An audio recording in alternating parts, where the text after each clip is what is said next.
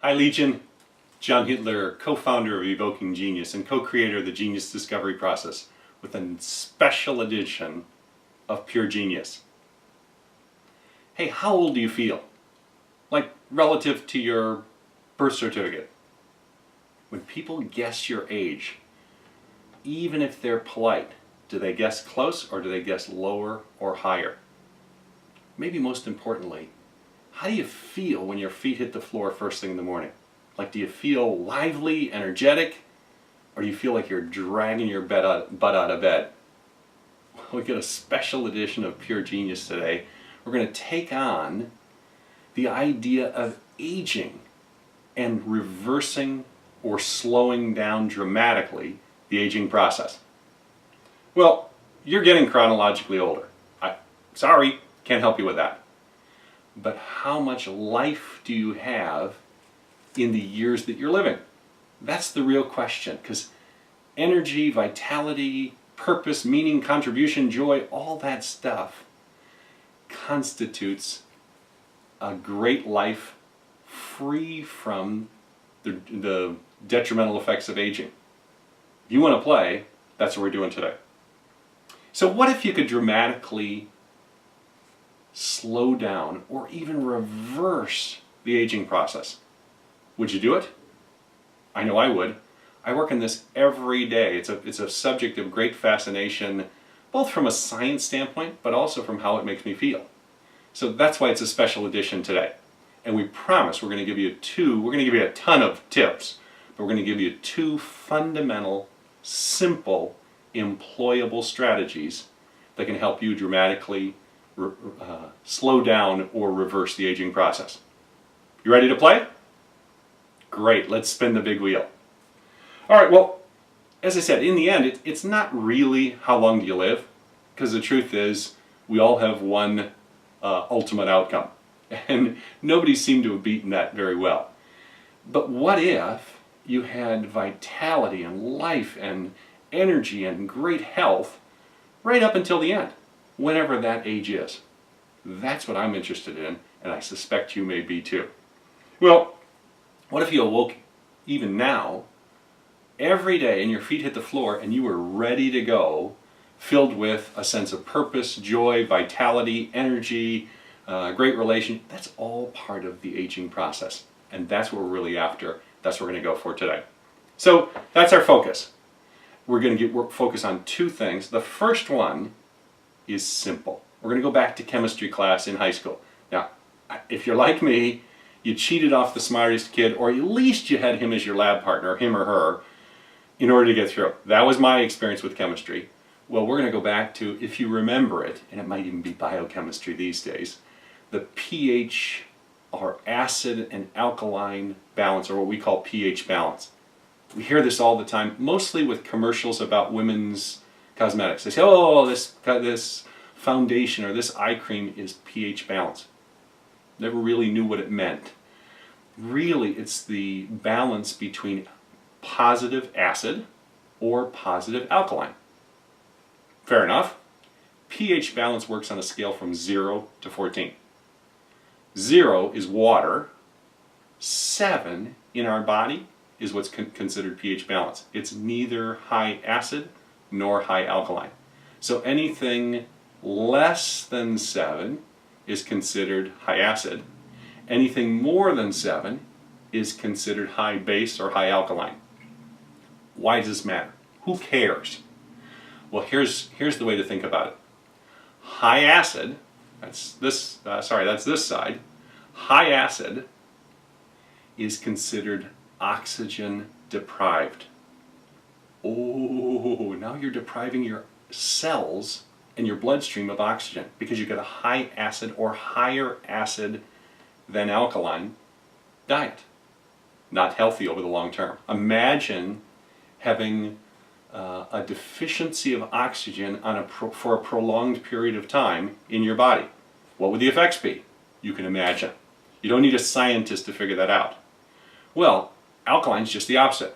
A higher alkaline is oxygen rich.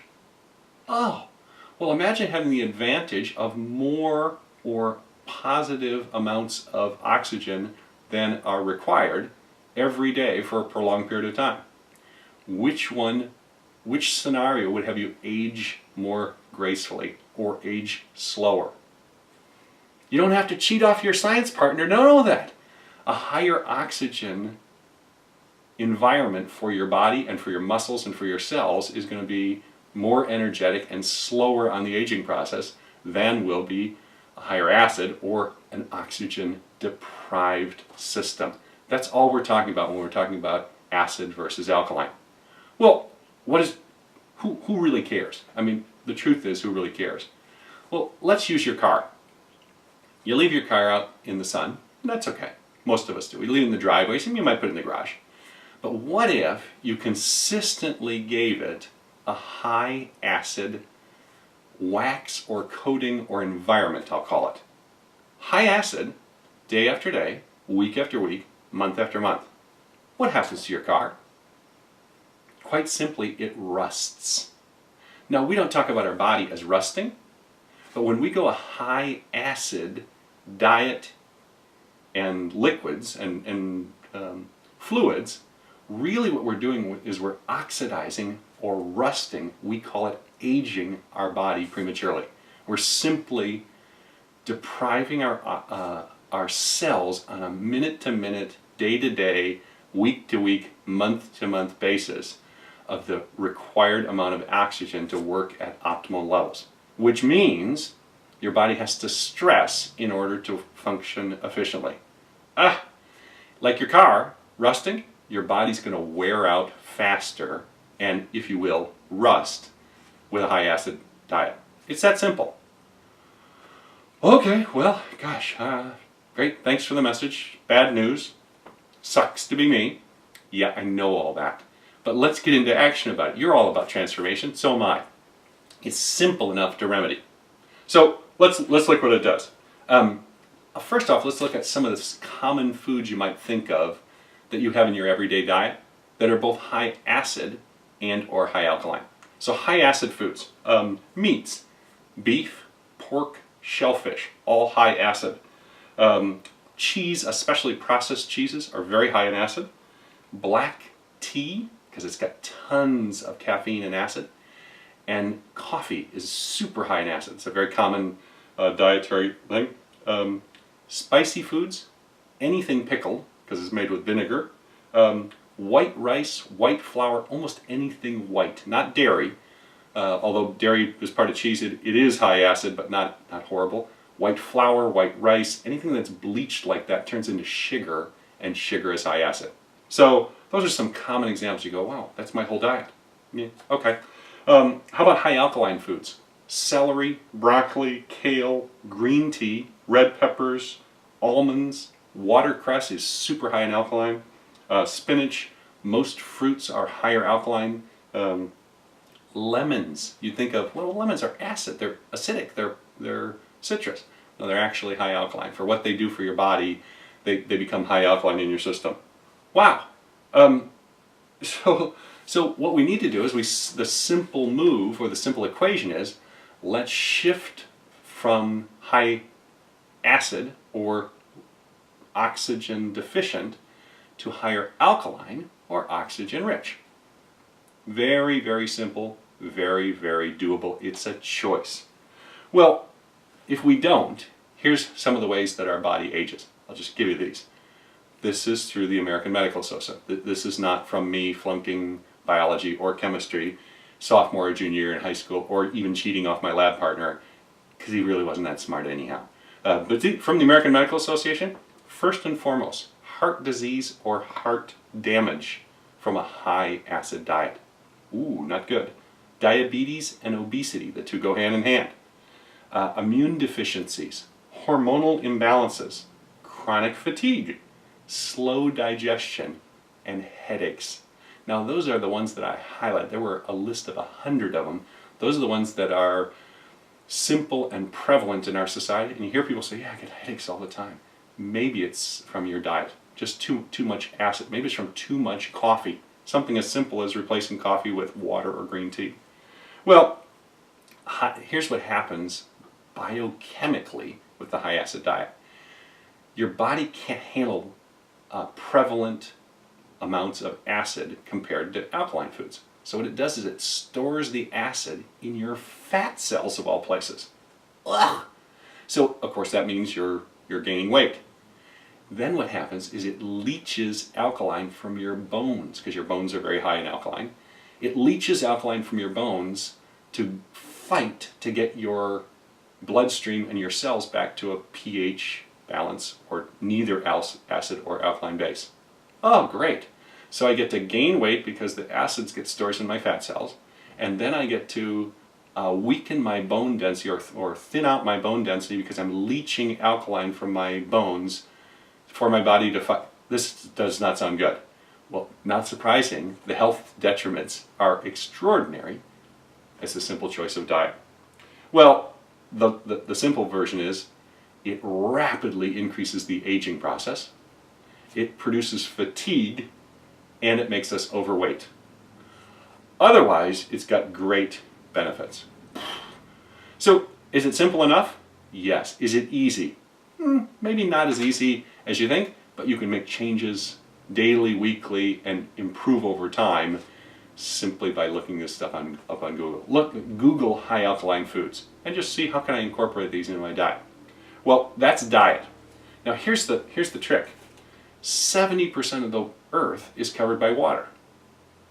What else is 70% water?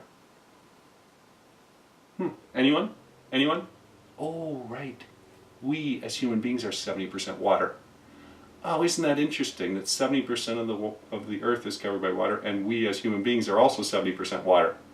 What if, as a simple start, you drank high alkaline water? Oh, well, if 70%, if I drink 8 glasses a day, if I drink a gallon or a half gallon of a high alkaline, can you do that? Yes, you can. Here's the simplest ways to do it.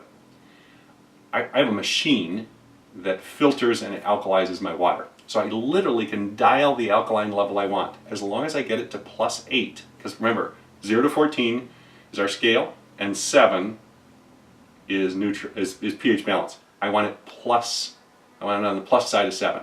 So I dial mine to 8. I dial my machine, and I know that the water I'm drinking is alkaline or oxygen rich. Perfect. Does it taste any different? Nope. How does it do it? I don't know, but I've had it tested because you can get pH strips or alkaline strips at a drugstore, and you can test it. So I just dial it to 8, and that's the simplest way to get a high alkaline dose, or an increased dose of alkaline into my diet. It's through my water supply.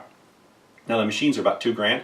They're not cheap, but you pay for water filtration systems probably at your house anyways. So get one that goes high alkaline, and one that you can dial in and you know what the alkaline level is. You can also put drops in your water. You can buy these at any pharmacy. You can buy alkaline drops. Here's my concern with those. You can't really know without testing it. It's a little bit inexact. You can put 2 or 3 drops in and then put the strip in and say, okay, that's +3 or that's +4. Yes, it will add alkaline. That's good. It's harder to monitor how much you're going to do it, and you're going to walk around with drops all the time. That's tougher to do. So, but not bad. Obviously, it's not bad. And maybe at work where you don't have an alkaline water source, it's a good thing to do. The other way to do it is blue-green algae, basically seaweed or kelp, and you can buy this in a supplement. Very, very, very high in alkaline, and it comes in a gel cap, and you just take it with water before you start eating or drinking in the morning. It puts a big dose of alkaline in your system just to start combating, because probably the next thing you're going to do is make a cup of coffee. So those are 3 simple ways, but the easiest, simplest way to do is affect your water source and design it to be higher than 7 on the acid alkaline base. Okay, fair enough? Water! Who knew? That's our first one. Well, if water's the first one, I'll get one that's even more prevalent. You have water every day. How about, let me ask you this. Did you go to bed last night? Yeah. Did you sleep? Yeah. Do you do it every night? Mostly, yeah. Once a month, maybe not, but yeah, for those partiers. But the truth is we go to sleep every night, and here's a pop quiz. What's the primary purpose of sleep? It's rest, isn't it? No, that's the secondary purpose of sleep. The primary purpose of sleep, and we don't think of this as a society, is to heal. When your body is asleep, I mean in deep sleep, that's when your body heals. That's everything from a cut or a bruise or from surgery or head trauma to what I call hormonal balancing. Your hormones rebalance while you get deep sleep. Guess what they don't do if you don't get deep sleep? They don't rebalance. So imagine, let's just take one hormone, metabolism. What if your metabolism doesn't get a chance to rebalance on a daily basis? It means your metabolism's off. Now if your metabolism's off, you tell me how easy it will be to keep your weight at an optimal level. Very difficult. Because your hormones aren't doing what they're supposed to because you didn't get a good night's sleep. Crazy! And here's what I hear from clients all the time, especially startup entrepreneurs and CEOs who are running a ragged pace. Oh, I've trained my body to live on 6 hours of sleep, or I've trained my body to live on 5 hours of sleep. Interesting. I bet your body's not buying it, because if you do that day after day, week after week, month after month, you will be so hormonally out of balance that your body can't heal. It can't metabolize well. It can't process dopamine or serotonin, which affects your mood. Your thyroid, which is kind of right here in your throat, secretes 9 different hormones when you sleep. What if it doesn't get hormonally rebalanced? That's 9 different hormones that your body needs, like your pharmacology, that aren't getting rebalanced, and that means your body is out of whack. Crazy. Again, it's a choice to get a good night's sleep. People say, well, it's not that much of a choice. I just don't sleep that well. If you're not sleeping well, it'll show up in your body weight, in your mood, in your heart efficiency, in your ability to transport oxygen to the cells. Every hour below 8, everyone, your body works at 6% less efficient pace for delivering oxygen to the cells. So oxygen, considered energy, that's what gives the energy to your muscles. If you only get 6 hours of sleep versus 8 hours sleep, that's 6% from 8 to 7, and another 6% from 7 to 6. That means you're getting 12% less energy to your cells every day for having lost 2 hours of sleep. Now tell me that you've trained your body to work on 12% deficiency. Think of our car again. You go to the gas station and you need 87 is the regular octane, 89 is the middle, and 91 is the best. If your car says we need 87, you can run on the low stuff. Imagine if what you did was said, well, I'm going to run 12 octane lower. I'm going to run at 87 minus 12. I'm going to run at 77 octane in a car that's designed to go, I'm going to go at 75 octane instead of 87 and see how well my car runs. Well, now what happens the first hill you go to? You can't get up it. Your car doesn't have enough pep. You're simply setting yourself up for failure because of what I'll call your sleep hygiene. Crazy. So here's the common side effects from people not sleeping deeply enough and literally not healing, because rest, remember, is the secondary purpose. We have to rest every day, but rest is kind of like putting gas in your car. Hormonally rebalancing is like checking all the fluids. It's like checking your transmission fluid, your brake fluid, your oil, and keeping those at optimal levels on a day-to-day basis. Just gas alone won't do it. Gas is the rest. All of those fluids have to be checked from time to time. That's what a good night's sleep does. So when you do get a good night's sleep, again, AMA, not John figuring this out from high school biology class. Here's what you get in terms of benefits. You have a higher IQ. You're literally smarter when your hormones rebalance, which is code for you get a deep night's sleep. You're more energetic, obviously. Think about it. You're going to get full dose of oxygen instead of 6% less for every hour you skip. Faster metabolism. Woohoo!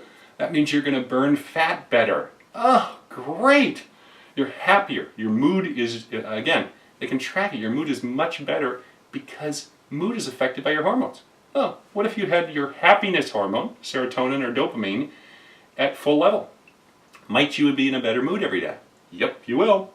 And you get a healthier heart. We can track, they've done studies where they track it based on sleep patterns. Oh, interesting. So here's the trick. When do you heal in the sleep process? The healing part of sleep. It only comes during the deepest, as we call it, REM sleep. Guess what? That tends to be at the end of the sleep cycle. It's not like you fall asleep, start snoring, and you're in REM sleep. That's the light sleeping phase. You need to get to the REM cycle, which is at the end. Generally, that starts at about 6 hours. So people that say, I've trained my body to live on 6 hours of sleep, never get to the healing part. Crazy. And that's why biologically I say, you're nuts. Your body isn't buying it because you're not healing, because you're never getting to the REM part. So what you need to do is you need to set up what I'll call your sleep hygiene to get you to the point where you're in deep sleep in order to heal. Simple enough. Again, we said this stuff is simple and doable. So here's some quick tips for better sleep hygiene. These are all simple choices to make. One is stop. Stop, stop, stop. Phones, iPads, tablets, laptops, stop all of that an hour before you want to be asleep. Because they all have electromagnetic waves. They're affecting your brain waves. They go through, all that light and electricity goes through your body. Doesn't help you get to sleep very well. So stop all that stuff. You don't need to be texting people at 10 o'clock at night. Put all that stuff far away from your bed. I mean geographically far, because having it next to your bed still has all the electromagnetic waves going right through your body. And people say, well, I need it for my alarm. So what? Set the alarm and put the alarm in the bathroom. 10 feet away, 12 feet away. It won't hurt you at all. And guess what? You'll get your butt out of bed when it rings, because you literally have to get out of bed to turn the thing off. But get all that stuff away. Now, here's the other one that people think is odd. You have a lamp next to your bedstand where you read, or you just have it there. Not only turn off the lamp when you're done, unplug it before you go to bed. Yes, it's a little bit of a hassle to re-plug it in tomorrow night when you want it back on. But again, it's most plugs near your bed are not very well grounded, which means they're leaking, my word, they're leaking electromagnetic waves. The only way to make them not leak as much is to unplug them. So not just turning off the lamp, unplugging it as well. Same with those crappy, like $29 alarm clocks. Some people still have them near their bed. Worst. Check those with you can buy a little meter and check how much damaging electromagnetic waves they have. Those are horrible because you can't produce them for $29 unless you use really low quality components. So use the cheapest, poorest quality, and of course that takes its toll on you, because that thing is 2 feet from your head. So get rid of all that stuff near your face and your head and your bed before you go to sleep. That's the easiest way to get a better night's sleep. Second, I strongly recommend meditating. You can do a 5-minute meditation, literally a 5-minute meditation on a phone app. Now there's a place to use your phone and then turn it off. You can do 5, 10, 15 before you go to sleep. And what it does is it prepares your body in a relaxing way to get into sleep faster. Prayer does the same thing. Actively expressing gratitude does the same thing. The app I recommend all the time is called Calm, C-A-L-M. It's free. It's simple to use. It does the hard work for you. If you're not a meditator, it does all the hard work for you. Here's another one. Get to bed by 10. You say, like, be in bed? Like with the lights off at 10? I haven't been to bed at 10 o'clock in years. Every hour you're up past 10, the sleep that you get isn't as high quality as every hour you get when you fall asleep by 10. So go to sleep by 10 o'clock, gosh darn it. Your mom was right. When you were a little kid, you went to bed at 7:30, and then you got to stay up till 8, and then you got to stay up till 9, and at some point, you started going to bed at 11:30 or midnight and waking up at 5 or 5:30. Crazy. Get to bed by 10. That's a very, very, it's medically proven. You can look it up. Very healthy thing to do.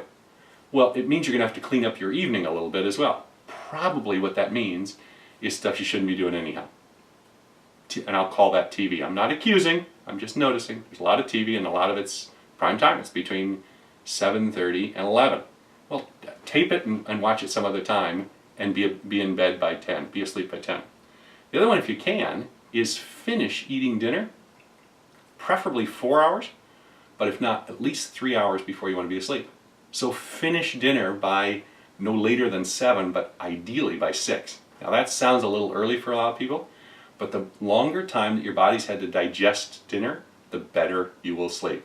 The worst thing you can do for a good night's sleep is to eat, let's say, a piece of red meat and potatoes, high starch, high sugar, high acid, and finish at 8:30 or 9, and then say, you know what, I'm really tired, I'm going to go to bed, and go to bed at 10, because your body hasn't enough time to process or start the digestion process early enough, and it affects your sleep.